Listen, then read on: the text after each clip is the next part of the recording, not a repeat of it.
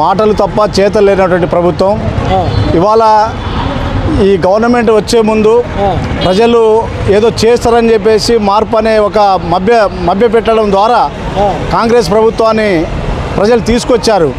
కానీ ఇవాళ కొత్తగా పెళ్ళైన ఆడపిల్ల మొగుడు కొజ్జావాడని తెలిస్తే ఎంత బాధపడుతుందో, రేవంత్ రెడ్డి ముఖ్యమంత్రి అయిన తర్వాత తెలంగాణ రాష్ట్ర ప్రజలు కూడా అంతే స్థాయిలో బాధపడుతున్నటువంటి పరిస్థితి ఉంది.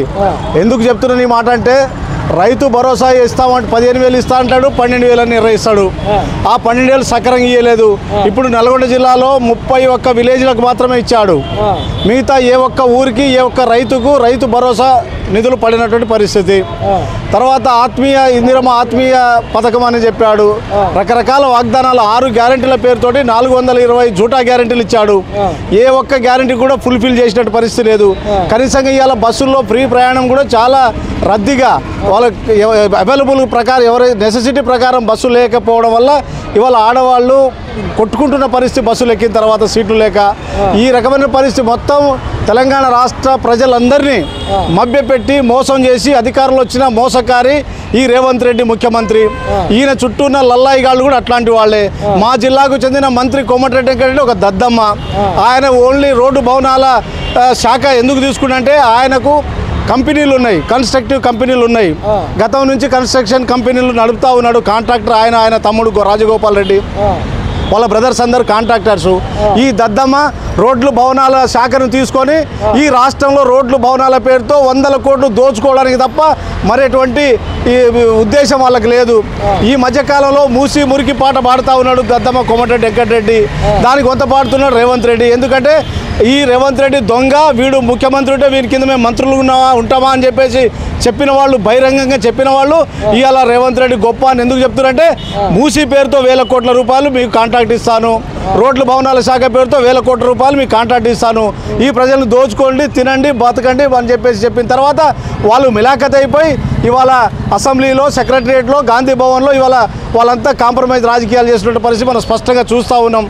రైతాంగాన్ని కానీ, పేద ప్రజల్ని కానీ, కౌలుదారులను కానీ, ఏ ఒక్క ప్రజలు, ఆటో డ్రైవర్లు కానివ్వండి, ఏ సెక్టర్ ఉద్యోగస్తులు ముఖ్యంగా వాళ్ళకి డిఎల్ ఇవ్వలేదని గత ప్రభుత్వం మీద కోపంతో ఈ ప్రభుత్వం తీసుకొచ్చారు.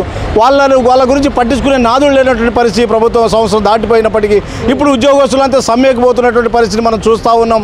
ఇవాళ ఆర్టీసీ వాళ్ళు సమ్మెకు పోతున్నటువంటి పరిస్థితి ఉన్నాం. కేసీఆర్ గారు ఆ రోజు ఇబ్బందులు పడ్డప్పటికీ, కొంత ఇబ్బంది జరిగినప్పటికీ ఆ కార్మికులు పోరాటం చేసి ప్రభుత్వపరం చేసుకోవడం కోసం పోరాటం చేస్తే కేసీఆర్ గారు పెద్ద మనసుతోటి ఆర్టీసీని ప్రభుత్వపరం చేసే ప్రక్రియను మొదలుపెట్టాడు.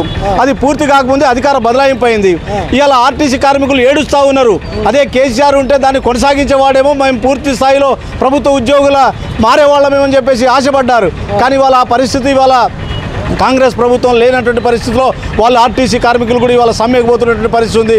ఏ రంగం, ఏ వర్గం, ఏ ప్రజలు, రైతులు కానివ్వండి, కూలీలు కానివ్వండి, గిరిజనులు కానివ్వండి, దళితులు కానివ్వండి, బడుగు బలహీన వర్గాలు కానివ్వండి, రైతాంగం కానివ్వండి, ఏ ఒక్క వర్గం, ఏ ఒక్క రంగం ఇవాళ ఈ కాంగ్రెస్ ప్రభుత్వంలో సాటిస్ఫైగా ఉన్నటువంటి పరిస్థితి లేదు. కేవలం తిరుపతి రెడ్డి ఆయన అన్న ఒకడుండు, వాడు తప్ప ఎవడు సాటిస్ఫై లేదు రేవంత్ రెడ్డి ముఖ్యమంత్రి ప్రభుత్వం లోపల.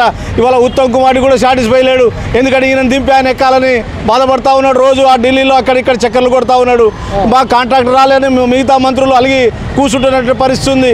ఇవాళ రైతులకు మభ్యపెట్టి జనవరి అంటాడు, జనవరి 1వ తారీఖు అంటాడు, సంక్రాంతికి వేస్తుంటాడు, జనవరి 26 అంటాడు. 26 ఆదివారం అనేది సోయిలేనటువంటి ముఖ్యమంత్రి పాలనలో మనం బతుకుతా ఉన్నాం. 26 2 నెలల క్రితమే రైతు భరోసా చేస్తానని చెప్పాడు.